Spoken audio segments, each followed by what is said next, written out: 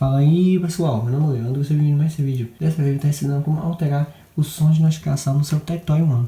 É bem simples, vamos lá. Você vai vir aqui em configurações, depois você vai vir em som, depois você vai vir aqui em toque de notificação padrão. Depois, né, você vai escolher dentre as opções aqui o que você vai entender, né. No meu caso eu coloquei o Paint, ó. Mas você pode escolher o que você quiser. Aperta OK e tá pronto. Bem simples, né, gente? Então, se você gostou do vídeo, deixa o gostei, compartilhe, inscreva-se e marque o sininho para não perder novos vídeos.